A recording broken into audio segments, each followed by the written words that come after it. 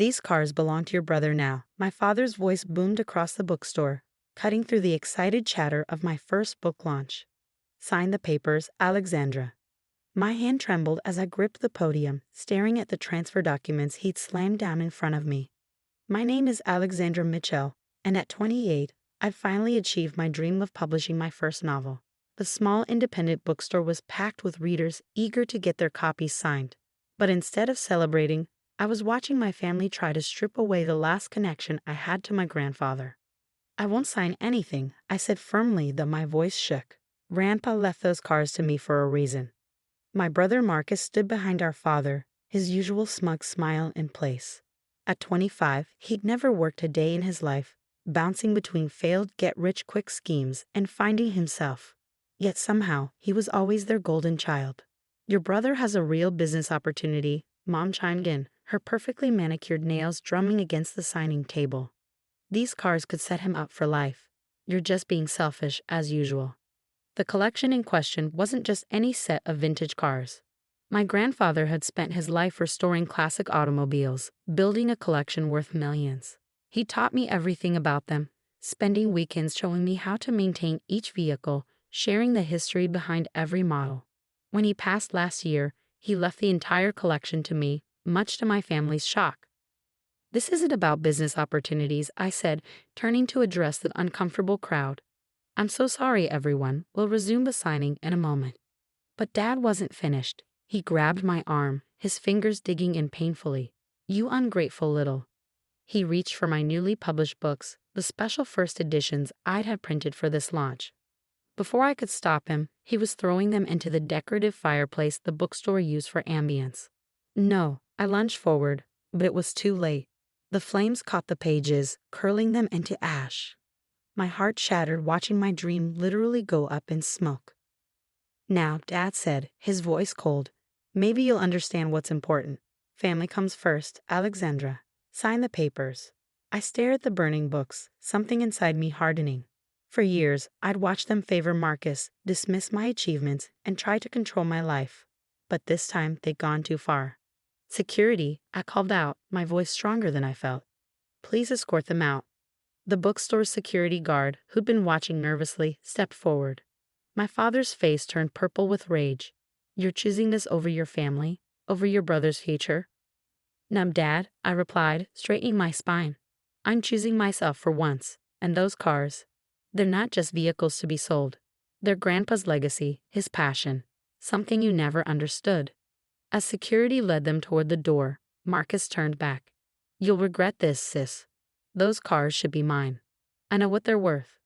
What my brother didn't know, what none of them knew, was that I'd already taken precautions. My grandfather hadn't just left me the cars, he'd left me his wisdom too.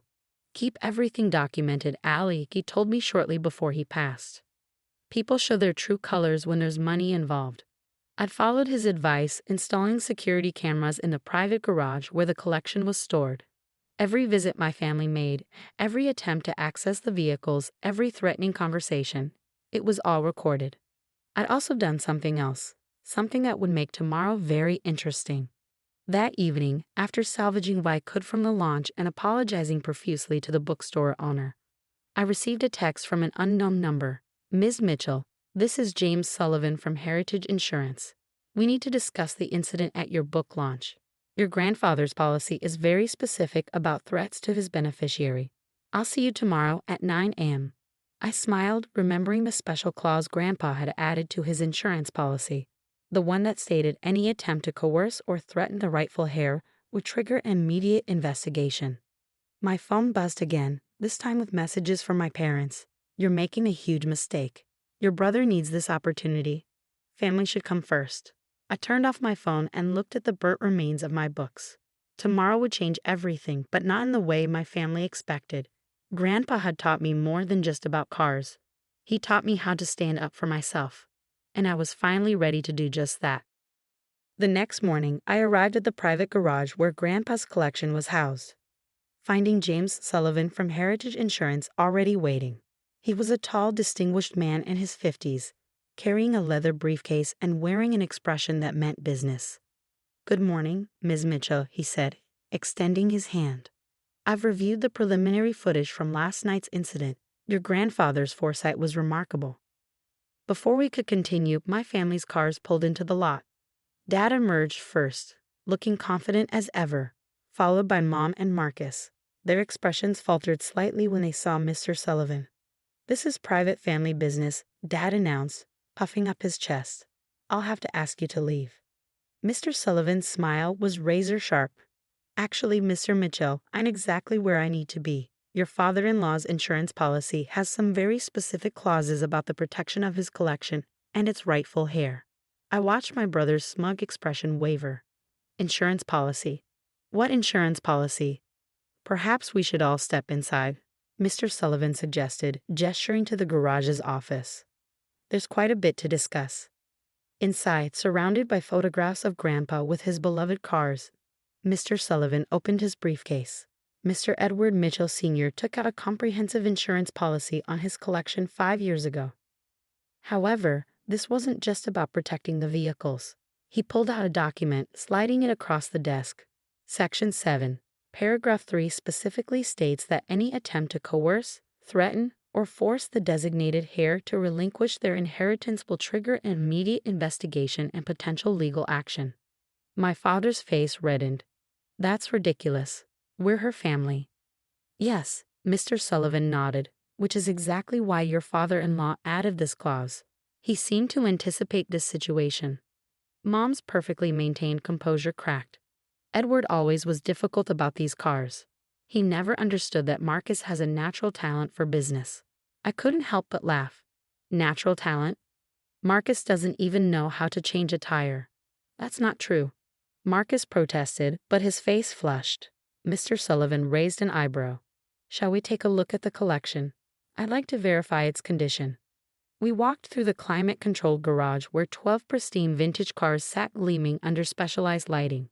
Each one had been lovingly restored by my grandfather, and each had its own story that he'd shared with me. "Can you tell me about this one?" Mr. Sullivan asked, stopping beside a 1957 Ferrari 250 GT. Before Marcus could speak, I stepped forward. "Grandpa found this one in a barn in Italy, spent 3 years restoring it, had to track down original parts from all over Europe. The paint is period correct, and he even located the original leather supplier for the interior." Mr. Sullivan nodded approvingly, making notes. "And this one?" He pointed to a 1963 Aston Martin DB5. That was his pride and joy. I smiled, running my hand along the perfectly maintained hood. "We spent every Sunday working on it when I was in high school. He taught me how to rebuild the engine block by block." My father interrupted. "This is all very touching, but these cars are wasted just sitting here. Marcus has investors lined up." "Whoa. Who what?" I turned to face him. "Who want to flip them for quick cash. These aren't just commodities, Dad. They're pieces of history, each with their own story. Grandpa didn't spend his life collecting and restoring them just so Marcus could sell them to the highest bidder." Mr. Sullivan cleared his throat. "There's one more thing." He pulled out another document. "The insurance policy includes a maintenance clause. The heir must demonstrate knowledge of proper care and maintenance of the collection. Shall we test that?" Marcus's face went pale. Mom stepped forward quickly. "This is unnecessary. We're just trying to do what's best for the family." "No," I said firmly. "You're trying to do what's best for Marcus, like always. But not this time." Mr. Sullivan walked to the Ferrari. "Mr. Mitchell Jr., perhaps you could explain the proper startup procedure for a vehicle of this vintage." Marcus stared at the car like it might bite him. "You just turn the key." I watched my parents' faces fall as Mr. Sullivan made more notes. This was just the beginning, and for once, I wasn't backing down. Grandpa had made sure of that. The aftermath of Mr. Sullivan's visit was swift and decisive. The insurance report confirmed what Grandpa had known all along. I was the only one qualified to maintain his legacy. But the real bombshell came when Mr. Sullivan revealed the final clause of the policy. "Your grandfather added a trust provision," he explained, pulling out one last document. "The collection can never be sold as a whole or broken up for individual sale without meeting specific conditions. If any attempt is made to force a sale, the entire collection would be automatically donated to the National Automotive Museum." My father slumped in his chair, the fight finally draining from him. Marcus stormed out, slamming the garage door so hard that the windows rattled. Mom just sat there, her perfectly composed facade cracking as she realized their plan had completely backfired. "There's more," Mr. Sullivan continued. "The destruction of Ms. Mitchell's property at the book launch has triggered a liability clause. Heritage Insurance will be covering the cost of reprinting her first editions, plus damages." I felt tears welling up in my eyes. Even from beyond, Grandpa was still protecting me, still making sure I could stand on my own feet. 2 weeks later, I stood in the garage, supervising the installation of new security systems. The bookstore had graciously agreed to host another launch event, this time with proper security in place. My reprinted first editions had arrived, and pre-orders had actually increased after word of the incident spread through the local literary community. My phone buzzed with a text from Marcus. "I'm sorry, can we talk?" I hesitated before responding. When we met at a local coffee shop, my brother looked different, humbled, perhaps for the first time in his life. "I didn't know," he said quietly, stirring his coffee. "About you and Grandpa, about all the time you spent together. I just saw dollar signs when I looked at those cars." "That's exactly why he left them to me," I replied. "They were never about money for him. They were about passion, dedication, learning to care for something bigger than yourself." Marcus nodded slowly. "I've been thinking, maybe you could teach me?" "Not for the money," he added quickly, seeing my expression. I missed out on knowing this side of Grandpa. Maybe it's not too late to understand what he was trying to show us." It wasn't an instant fix, but it was a start. Over the next few months, I began teaching Marcus the basics of car maintenance. He was clumsy at first, but surprisingly eager to learn.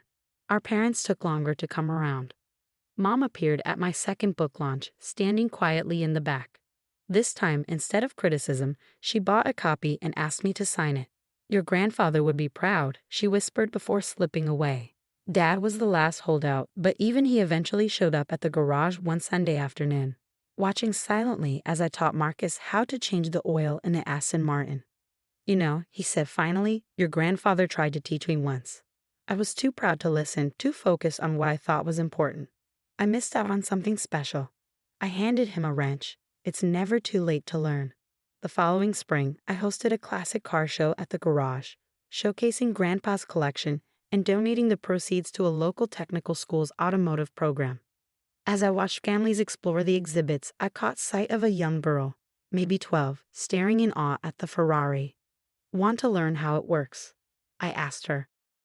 Her eyes lit up, reminding me of myself at that age. Her parents watched nervously as I opened the hood, but soon they were all gathered around, listening as I shared the car's story. Grandpa's story.